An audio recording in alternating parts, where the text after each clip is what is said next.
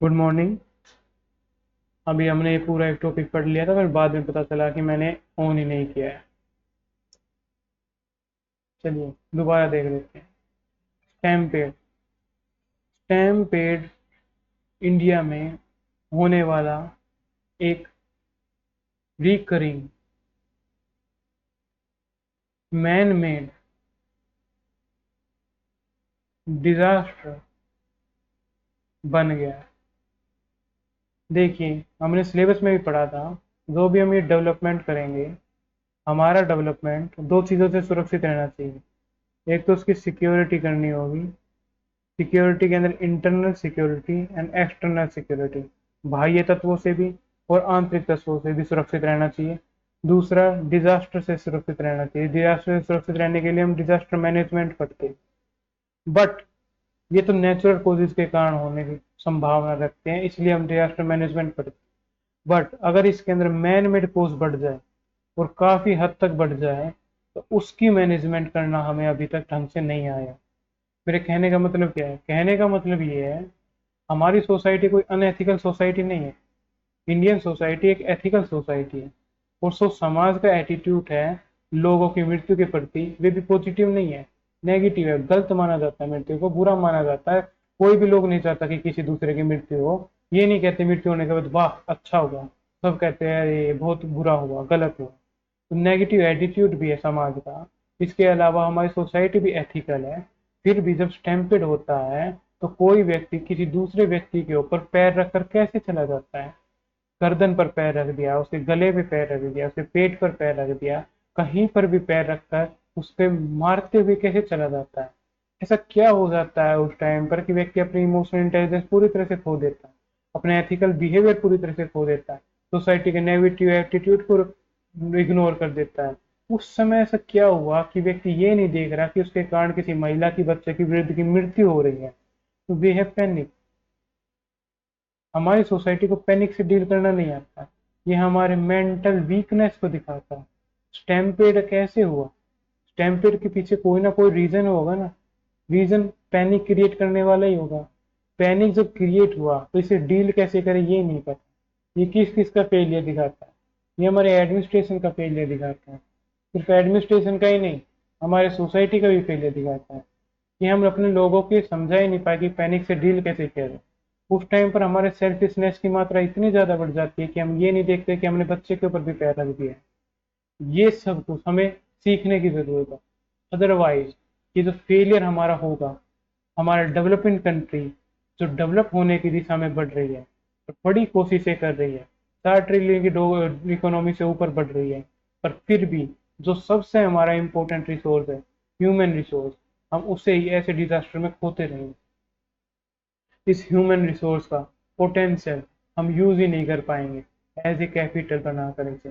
जब ये नहीं कर पाएंगे तो ये सीधे सीधे हमारे डेवलपमेंट पर इफेक्ट करेगा।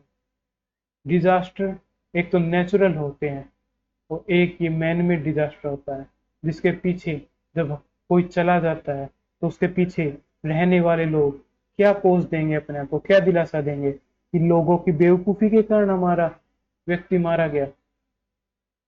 सिर्फ लोगों की बेवकूफ़ी नहीं, बल्कि एडमिनिस्ट्रेटिव फेलियर के कारण भी ये सारा कुछ हुआ। एडमिनिस्ट्रेटिव फेलियर क्यों? पहला तो, इतनी बड़ी जब जगह कम है तो वहां पर लोगों की एंट्री दी क्यों गई है? दूसरा रीजन, वहां पर अगर लोग ज्यादा आ गए हैं तो उनका सेफ एग्जिट क्यों नहीं कराया जा रहा? तीसरा रीजन, अगर वहां पर लोगों में पैनिक मचा हुआ है तो उन्हें शांत कैसे क्यों नहीं कराया गया? चौथा रीजन, वहां पर जहां पर भी स्टैम्पेड हुई है, वहां पर का जो परिवेश था, उसे एग्जिट के अनुकूल क्यों नहीं रखा गया था? अगर आपके पास प्रॉपर इंफ्रास्ट्रक्चर नहीं था तो आपने वहां पर एंट्री ही क्यों दी? ऐसी जगह के अंदर प्रोग्राम ऑर्गेनाइज करके वहां पर ज्यादा जनसंख्या को आने क्यों दिया? सारे के सारे क्वेश्चन रेज करते हैं, तो दिखाते हैं कि इंडिया के अंदर डेवलपिंग कंट्रीज होने वाले अभी सभी फॉल्ट हैं।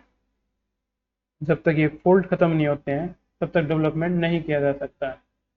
तो ये पढ़ते हैं, कॉन्टेक्स्ट पढ़ते हैं। 145 नहीं, लगभग 140 करोड़ लोगों का देश है हमारा।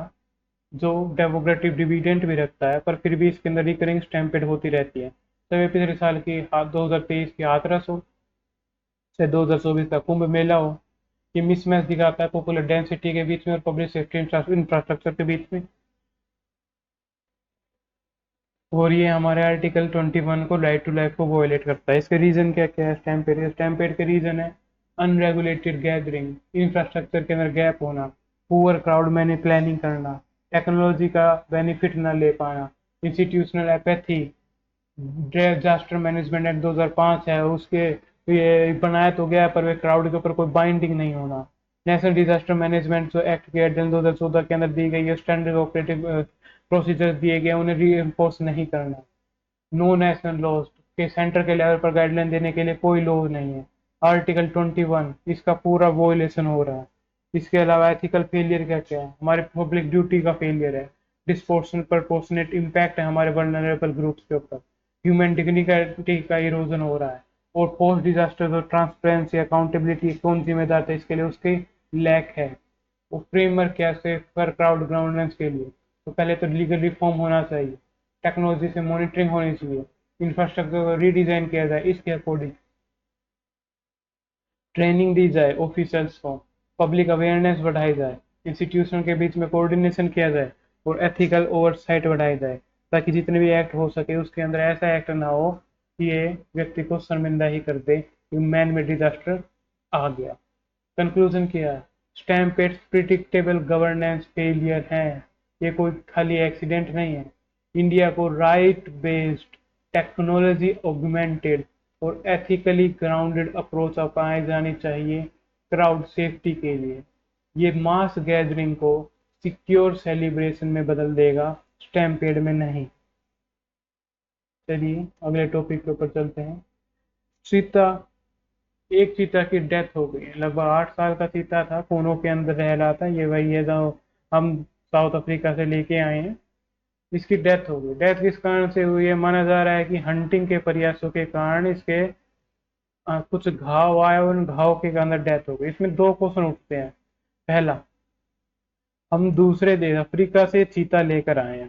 पूरे देश को पता है कि भारत के अंदर 1952 से चीता एक्सटिंक्ट हो चुका था, और इतने सालों के बाद में अब हम जब चीता लेके आए हैं, चीता के आने के पश्चात पूरा देश इस चीज में खुश है कि हमारे देश के अंदर वापस से चीता की जनसंख्या बढ़ी है, बढ़ेगी। चीता हमारे देश में वापस से आएगा, आ गया है। इसे बचाने के संपूर्ण प्रयास किए गए, इसके रेगुलेशन किया गया, इसके ऊपर सेफ्टी लगाई गई, कैमरेज वगैरह लगाए गए, इसे ट्रैक किया गया है, लोकेशन से ट्रैक किया गया, सैटेलाइट से ट्रैक किया गया, सब कुछ किया जा रहा है। फिर भी फिर भी जबकि पूरा का पूरा देश इस साइड में पॉजिटिव एटीट्यूड रखे हुए है, तो कौन व्यक्ति ऐसा है जो इसे हंटिंग करके मारना चाहता है? इसके प्रति नेगेटिव एटीट्यूड रखा हुआ है, यानी पूरे समाज की जो मेन स्ट्रीम की जो विचारधारा है उससे एकदम से अलग रखे हुए हैं।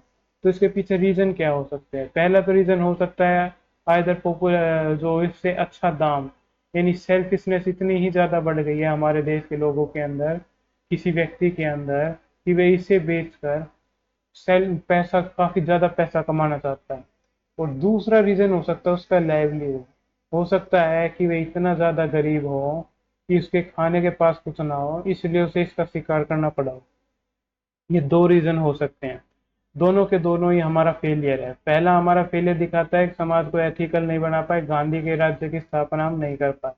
दूसरा हमारा फेलियर दिखाता है कि हम उसे फूड सिक्योरिटी नहीं दे पाए, उसे मेन स्ट्रीम के अंदर लेके आने के जो प्रयास है उसकी फर्स्ट स्टेज भी पार नहीं कर पाए। दोनों के दोनों बड़े एथिकल कंसर्न को अपने साथ में लेकर चलते हैं, और ह्यूमन डिग्निटी के साथ ह्यूमन लाइफ और हमारे बायोडाइवर्सिटी को टोटली इम्पैक्ट डालते हैं। क्यों? जहां पर पूरा देश चाहता है कि हमारे जो चीता है वे बिल्कुल सुरक्षित रहें, ठीक तरह से बने रहें, उसी बीच में कोई ऐसे कैसे किसी की चीता की हंटिंग करके चला गया? कहाँ था हमारा पूरा पूरा tracking system, satellite based system, और सारा का सारा safety measures and procedures etcetera सब कुछ? ऐसे कैसे इसकी डेथ हो गई? ये सभी के सभी कंसर्न उठाते हैं हमारे एडमिनिस्ट्रेशन के ऊपर और हमारे पब्लिक एटीट्यूड के ऊपर। क्यों? क्योंकि चीता एक्सटिंक्ट हो चुका था इंडिया से, जब उसे वापस से इंट्रोड्यूस किया जा रहा है तो वे किसी फेलियर के कारण, जो नेचुरल नहीं है, दोबारा से संकट में नहीं डलना चाहिए। अब इसका कॉन्टेक्स्ट देख लेते हैं। एक 8 साल का फीमेल नामीबियन चीता नामीबिया से लेके आए थे, जिसका नाम था Nabh, died at Kuno national park Madhya Pradesh में इंजरीज के कारण during a hunting attempt within her soft release enclosure गोमा के अंदर। की हाईलाइट क्या है, कोज का डेथ क्या है, सीरियस फ्रैक्चर आ गया उल्ना और फिबुला के अंदर लेफ्ट साइड में। चीता की पॉपुलेशन हमारे में भारत में कितनी है, कूनो नेशनल पार्क के अंदर 26 है। 9 अडल्ट लेकर आए थे हम अफ्रीका से, जिनमें 6 मेल थे और 3 फीमेल थे, जिनमें से 17 बच्चे, जो चीता के बच्चे हैं, कब्स हैं, वे 17 भारत में पैदा हुए, भारत में आने के पश्चात में। वाइल्ड लाइफ के अंदर 16 चीता है जिन्होंने अडेप्ट कर लिया अपने आप को अच्छी से, और हंटिंग भी करते हैं और को एग्जिस्टेंस करते हैं दूसरे प्रेडेटर के साथ। रीलोकेशन कराई गई थी 2 अफ्रीकन मेल्स की, इन्हें Gandhi Sagar wild life sanctuary Madhya Pradesh के अंदर रिलोकेट कर दिया गया था अप्रैल 2024 में। प्रोजेक्ट चीता 2022 के अंदर लॉन्च किया गया था। फर्स्ट इंटरकंटिनेंटल चीता ट्रांसलोकेशन प्रोग्राम था ये। इसके अंदर पार्टनर कंट्री थी इंडिया के साथ नामीबिया और अफ्रीका। एम था इसका री इंट्रोड्यूस करना चीता को इंडिया के अंदर, ताकि ग्रासलैंड इकोसिस्टम को रिस्टोर किया जा सके। अब इसे डिक्लेयर एक्सटिंक्ट यानी एक्सटिंक्ट भारत से लुप्त घोषित कर दिया गया था 1952 के अंदर, जो छत्तीसगढ़ के अंदर लास्ट सपोर्ट किया गया था। री इंट्रोड्यूस किया गया सपोर्ट से, यानी इकोलॉजिकल रिस्टोरेशन ऑफ ग्रासलैंड करने के लिए हमने इसे री इंट्रोड्यूस किया, बायोडाइवर्सिटी का एनहांसमेंट करने के लिए और प्रमोशन करने के लिए इको टूरिज्म का। क्यों चूज किया गया, क्योंकि इसका जो ग्रास लैंड है वे इसके लिए सुटेबल था, इसके हैबिटेट के लिए एडिक्वेट था, इसका प्रे बेस शीतल संभार और लो ह्यूमन इंटरफेरेंस था यहाँ पर। इसके अलावा जो IUCN का स्टेटस है चीता को भी मिला हुआ है वनरेबल। और जो कूनो नेशनल पार्क है वे लोकेटेड है श्योपुर डिस्ट्रिक्ट मध्य प्रदेश के अंदर, जो इंडिया का first large carnivore reintroduce effort था। चीता को नॉन ट्रैक्टेबल क्लोज स्पीसीज बनाई गई है जो बिल्ड फीड के लिए है। इसके अलावा आज हमारा तीसरा टॉपिक है FGD इंस्टॉलेशन। ये है क्या? FGD का मतलब होता है फ्लू गैस डिसल्फ्राइजेशन। क्या होता है? Flue gas desulphurisation. आखिर ये है क्या? जो हमारे थर्मल पावर प्लांट है, हम सभी को पता है, इनसे बिजली तो पैदा होती है पर पोल्यूशन भी होता है। क्यों? ये जो थर्मल पावर प्लांट है, थर्मल लगा इनके आगे। थर्मल का मतलब है ये अपनी एनर्जी बनाने के लिए कोयले का यूज करते हैं। अगर कोयले का यूज कर रहा है तो पोल्यूशन भी होगा, और पोल्यूशन हो गया तो एयर का डिग्रेडेशन होगा, एयर क्वालिटी का डिग्रेडेशन होगा। तो आज ये न्यूज में क्यों आया? न्यूज में इसलिए आया है कि कुछ रूल्स रेगुलेशन होते हैं जो नए बनाए गए हैं कि थर्मल प्लांट्स के अंदर FGD यानी फ्लू गैस डिसल्फ्राइजेशन के सिस्टम लगाए जाने चाहिए, ताकि उससे जो फ्लू गैस निकल रही है, तो सल्फर निकल रहा है, उसे डिसल्फ्राइजेशन करके फिर एयर के अंदर रिलीज किया जाए, जिसके कारण जो एयर पोल्यूशन है वे ना हो। पर न्यूज बनी है कि इंडिया के जितने भी थर्मल पावर प्लांट्स हैं उनमें से 78 पावर प्लांट्स को इस रूल से बाहर या एक्सट्रीम या इस रूल्स को एग्जेम्प्ट कर दिया गया है। कहने का मतलब क्या है, यानी इन्हें इस रूल को फॉलो करने की जरूरत नहीं है। ये अगर FGD नहीं भी लगाएंगे तो भी चलेगा। क्यों ऐसा क्यों किया गया? दूसरों के कौन से अंदर किया? जो NCR में है ना, NCR से 10 किलोमीटर की दूरी के ऊपर है लगभग 11% थर्मल पावर प्लांट। उन थर्मल पावर प्लांट के अंदर लगाना FGD जरूरी है। इसके अलावा जो सिटीज है, क्रिटिकल सिटीज है जिनके अंदर एयर पोल्यूशन की मात्रा ज्यादा है, उन सिटीज के अंदर भी 11% है, वहां पर भी लगाना जरूरी है। तो 11 उन सिटीज के अंदर जो क्रिटिकल सिटीज है और 11 ऐसे जो NCR के पास है, यानी ऑलमोस्ट 22% को लगाना जरूरी है। तो बाकी का बच गया 78%। 78% को लगाना जरूरी नहीं। ऐसा क्यों किया गया है? ये बैलेंस दिखाता है हमारा, हमारे डेवलपमेंट के साथ साथ जो बैलेंस किया गया है हमारे एनवायरनमेंट को, डेवलपमेंट एंड एनवायरनमेंट के बीच के बैलेंस को करने के लिए ऐसा किया गया है, ताकि सभी के ऊपर ना लगाए तो जिससे उसके सभी में खर्चा ना आए। सभी में खर्चा ना आए तो वहां पर जो लाभ है, प्रॉफिट है, वे बना रहे। दूसरी तरफ जब एयर क्वालिटी ज़्यादा डिग्रेड होगी, एनवायरनमेंट का ध्यान रखना ज़रूरी है, तो उन प्लांट के अंदर FGD लगाना ज़्यादा ज़रूरी है ताकि एयर डिग्रेडेशन ना हो। ये डेवलपमेंट और एनवायरनमेंट को साथ में साधने का प्रयास। चलिए कॉन्टेक्स्ट पढ़ते हैं। यूनियन एनवायरनमेंट मिनिस्टर ने एग्जेम्प्ट कर दिया 78% of India thermal power plant units from installing fuel gas desulphurisation system की for reducing sulphur dioxide emission. की हाईलाइट किया, India has 600 units across 180 thermal power plant. Bharat के अंदर 600 यूनिट्स हैं जिनमें से 180 थर्मल पावर प्लांट।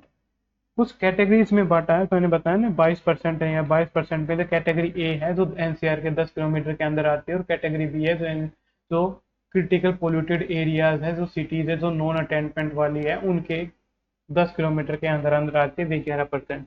इन दो 11% यानी 22% के अंदर लगाना जरूरी है। बाकी के जो 78% है जो कैटेगरी सी के अंदर रखा गया है उनमें लगाना जरूरी नहीं है। ये किस कमेटी के रिपोर्ट के आधार पर हुआ है? ये हुआ है अजय सूद कमेटी की रिपोर्ट के आधार पर। इसकी क्रिटिसिज्म क्या हो रहा है? क्रिटिसिज्म ये हो रहा है कि जो सल्फर डाइऑक्साइड है ये ट्रेवल कर सकता है लगभग 200 किलोमीटर तक, तो सिर्फ 10 किलोमीटर और सिर्फ 22% ही थर्मल पावर प्लांट के ऊपर क्यों? क्या दूसरे लोगों की जान को खतरा नहीं है इससे? क्या दूसरे लोगों की जान मायने नहीं रखती है?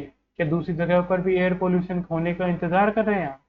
तो toll chimneys have it only disperse not eliminate SO2। तो टोल चिमनी जो बड़ी चिमनीज बनाई जाती है वे सिर्फ SO2 को फैला देती है, एलिमिनेट नहीं करते। एलिमिनेट करना है तो FGD चाहिए, तो FGD नीड है। कर्व सेकेंडरी PM2.5 फॉर्मेशन है एसिड रेन, तो कह रहे हैं कि FGD की नीड है PM2.5 को कम करने के लिए और एसिड रेन को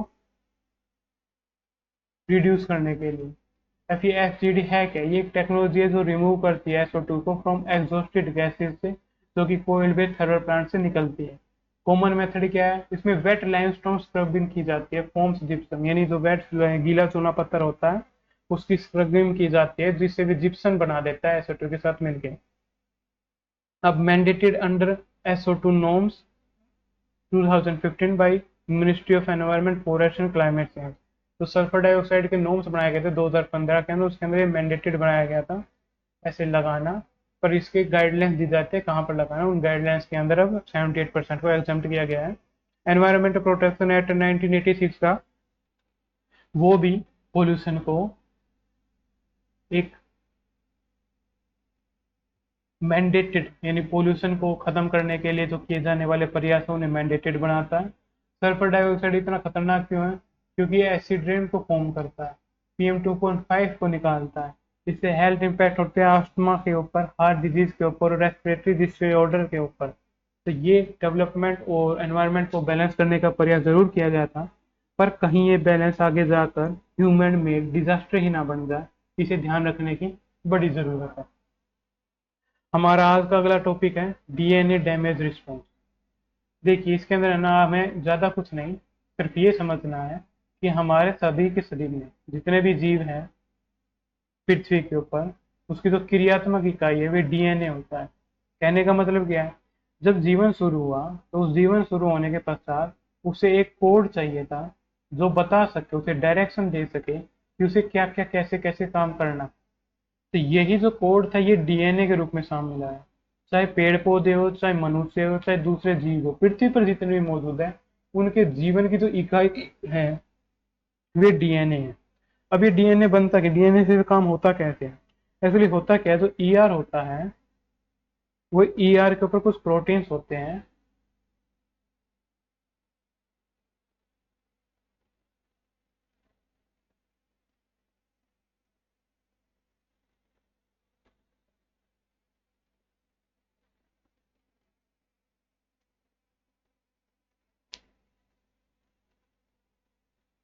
इसके ऊपर राइबोसोम होते हैं। ये राइबोसोम प्रोटीन बनाने का काम करते हैं। हमारे शरीर में लगभग 20 तरह के अमीनो एसिड होते हैं। DNA से ऑर्डर आता है कि कोई पर्टिकुलर प्रोटीन बनाया जाए। अब डीएनए अपनी खुद की प्रतिकृति तो देता नहीं है। डीएनए क्या करता है, ऐसे मान लीजिए अपने प्रिंट आउट में से फोटोकॉपी करके आरएनए बनाने के लिए कहता है, आरएनए बनाकर दे देता है। ये आरएनए आगे गाइड करता है कि प्रोटीन बनते कैसे। हमें सिर्फ हमारे शरीर का थोड़ा सा मैकेनिज्म समझना है। उस मैकेनिज्म को समझने के लिए ये टॉपिक है। इसके अंदर सिर्फ इतना समझना है हमें कि जो भारत के अंदर जितने भी जीव जंतु है, वे सभी जीव जंतु अपनी जो क्रियात्मक इकाई रखते हैं वे डीएनए है। उस डीएनए के द्वारा ही सारा का सारा शरीर के अंदर काम होता है। वे डीएनए पहले आरएनए के अंदर कन्वर्ट होता है और ये आरएनए प्रोटीन बनाता है शरीर में, जिस भी प्रोटीन की जरूरत होती है, जिससे फिर शरीर आगे फंक्शनिंग करता है। तो ये कार्यात्मक इकाई, इसका सुरक्षित रहना बड़ा जरूरी है। बट इस फाइंडिंग में मिला है कि डीएनए का डैमेज कभी भी हो जाता है और उसे सेल्स फिर ठीक करती है अपने आप। वे ही यहाँ पर समझ आ गया है। हमें इसकी डिटेल्स में इतना नहीं जाना है, हम जो लिखा है वो यहाँ पर पढ़ लेंगे, तो इसकी डिटेल में नहीं जाना, हमें सिर्फ इतना समझना था हमारे शरीर के बीच में काम होता कैसे है। तो शरीर की जो क्रियात्मक इकाई होती है वे होती है डीएनए। उस डीएनए को आरएनए के अंदर बदला जाता है। वे आरएनए आगे चल के प्रोटीन बनाता है। उस प्रोटीन से हमारे शरीर का मेटाबॉलिज्म और सारे के सारे कार्य होते हैं। जो इसके अंदर कॉन्टेक्स्ट लिखा है और की फाइंडिंग्स वगैरह लिखी है, अब वे पढ़ते हैं। कॉन्टेक्स्ट क्या है, एक recently study under uncovered a previously unknown regulatory mechanism in how cell balance DNA repair by controlling mRNA availability for key repair proteins। की फाइंडिंग क्या है, की फाइंडिंग है जब डीएनए ओकर होता है तो सेल इनिशिएट करती है रिपेयर प्रोटीन सिंथेसिस को। But too much repair is harmful, पूरा का पूरा डीएनए को बदल सकता है, इसीलिए can lead to error prone fixes और टॉक्सिसिटी। तो two regulatory protein as a molecule इसके अंदर काम करते हैं। मैं आपको ज्यादा गहराई के अंदर नहीं बता रहा हूँ चीजें, ये टॉपिक इतना ज्यादा इंपॉर्टेंट है भी नहीं, सो पेपर में नहीं आता था। पेपर में आएगा तो डीएनए से रिलेटेड कोई टर्म आएगी या आरएनए से रिलेटेड कोई टर्म आएगी, इतनी टेक्निकल डिटेल्स नहीं आएगी। फिर इसके अंदर जो मैकेनिज्म है वे क्या है, वे RNA granules are reversible condensates, not transgenes. They act by modulating translation, not transcription. Mutation in RNA binding regions of SCD6 disrupted this regulation, proving functional necessities। एक काम करते हैं, एक दो दिन में एक सेशन रखते हैं, उसके अंदर मैं आपको डिटेल से बताता हूँ कि डीएनए से प्रोटीन कैसे बनते हैं, आरएनए कैसे बनता है, उसके अंदर एमआरएनए जो हमारे सेशन का नाम भी है, टीआरएनए, इन सब की क्या क्या भूमिका होती है उसे डिटेल में पढ़ेंगे। लगभग आधा घंटा लगेगा, आज उसके लिए इतना टाइम नहीं है, पर एक दो दिन के अंदर डीएनए को लेकर पूरा तरीका अलग से ही करेंगे, तो उसके अंदर पूरी तरह से समझ जाएंगे। अगला हमारा टॉपिक है फेल्ड पेरेंटिंग। फेल्ड पेरेंटिंग को क्यों कहा गया, एक्चुअली हुआ क्या है कि एक पिता ने, जिसका नाम था दीपक यादव, उन्होंने अपनी एक बेटी लगभग जो 25 ईयर साल की थी, टेनिस प्लेयर थी, उसे गोली मारकर उसका मर्डर कर दिया। एक पिता ने अपनी बेटी का मर्डर कर दिया, क्यों? इतना अनएथिकल हमारा सोसाइटी कैसे हो गई कि पिता ने अपनी बेटी का मर्डर कर दिया। देखिए, मैंने आपको अभी थोड़ी देर पहले ही बताया था, इंडिया में एथिक्स, किसी भी व्यक्ति के अंदर अगर हमें एथिक्स नहीं है तो उसके अगर रीजंस देखने हैं तो वे रीजंस हो सकते हैं, पहला कि उसे नॉलेज ही ना हो, दूसरा रीजन होगा उसका एटीट्यूड गलत हो। अगर ये दोनों भी है तो वो पिता को ये भी नॉलेज थी कि मर्डर करना गलत है, और पिता के अंदर और पूरी सोसाइटी के अंदर एटीट्यूड भी मर्डर के खिलाफ नेगेटिव था, तो ये दोनों तो रीजन हो नहीं सकते इस मर्डर के पीछे कि पिता को ज्ञान ही नहीं था कि मर्डर करना गलत है और उसने ऐसे ही मार दिया, और एटीट्यूड भी है पॉजिटिव नहीं था इस चीज के प्रति, सभी का नेगेटिव इसके प्रति एटीट्यूड भी नेगेटिव होता कि मर्डर गलत होता है। फिर भी उस पिता ने अपनी बेटी को कैसे मार दिया, तो वे अपने संवेगों के ऊपर कंट्रोल नहीं कर पाया। संवेग, संवेग क्या है, रीजन क्या कहना चाहते हो? रीजन कहता हूं मैं इमोशनल इंटेलिजेंस। उसकी पिता की इमोशनल इंटेलिजेंस वीक थी, संवेगात्मक बुद्धिमत्ता। क्यों? क्योंकि उसके चाचा ने, जो पिता का भाई है, उस लड़की का चाचा, उसने भी बताया मर्डर करने के बाद उसके पिता ने कहा कि मुझे फांसी हो जानी चाहिए। यानी वे बाद में अपने एक्ट के ऊपर गिल्टी तो फील कर रहा है खुद को, और गिल्टी फील करता है तो ये बताता है कि उसका जो एटीट्यूड है इस किल के प्रति वे नेगेटिव है। ये बताता है कि फांसी दी जानी चाहिए, उसने गलत कार्य किया, यानी उसे इस नॉलेज भी थी कि ये अनएथिकल एक्ट है।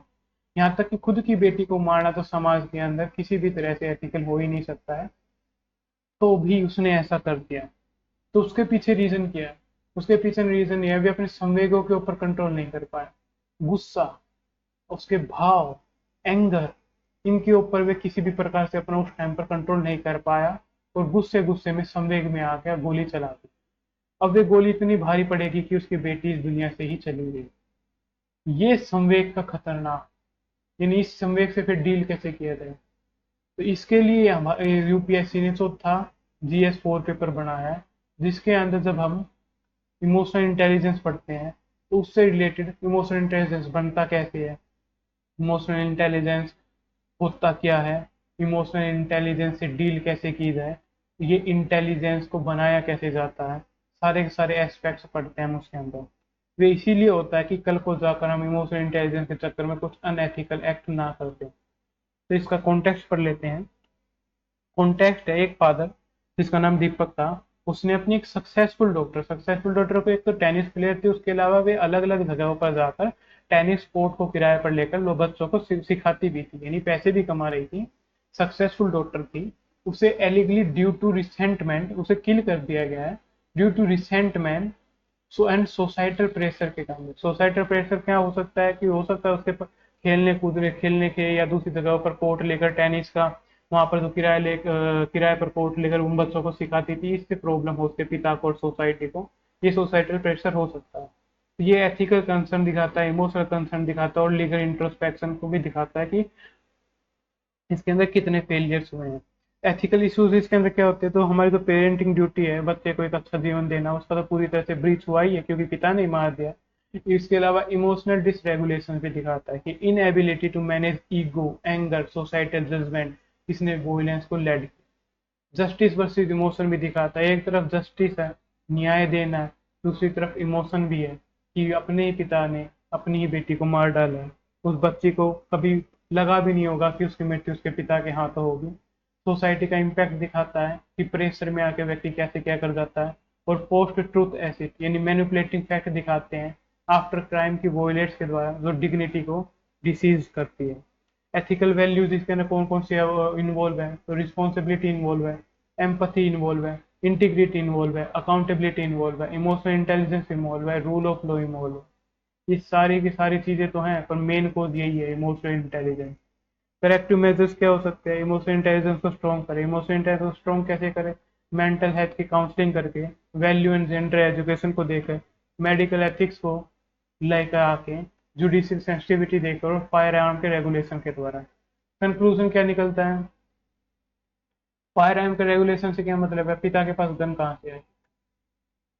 उस गन के से गोली चली तो उसका हिसाब भी आगे लेके जाना होगा। जब उस हिसाब देने का डर नहीं है तभी तो गोली चला पाए।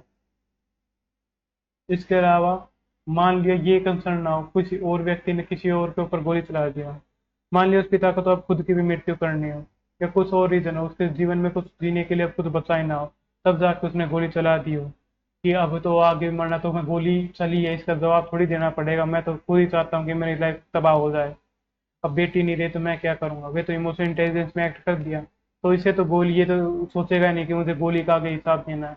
पर अगर कोई दूसरा इंसिडेंट हो जिसके अंदर किसी व्यक्ति के पास गन हो, और वे इस बिना इस डर के उस गोली चला दे कि उसे आगे गोली का जवाब देना ही नहीं है, और वे अच्छी लाइफ भी जीने की कोशिश करे कि मैं छुपा लूंगा इस चीज को, तो इस चीज का डर होना चाहिए। इसके अलावा कंक्लूजन क्या निकलता है? कि ये केस दिखाता है जो अनचेक्ड इमोशनल इनसिक्योरिटी है उसे, जो कंपाउंडेड होती है सोसाइटल प्रेशर से, और जो लीड कर सकते हैं हमारे मोरल कोलैप्स को। ओनली थ्रू वैल्यू एजुकेशन के द्वारा, मेंटल रेजिलियंस के द्वारा, और फिल्म जस्टिस के द्वारा हम ऐसी ट्रेजेडीज को प्रिवेंट कर सकते हैं। धन्यवाद। आज का सेशन कंप्लीट हुआ।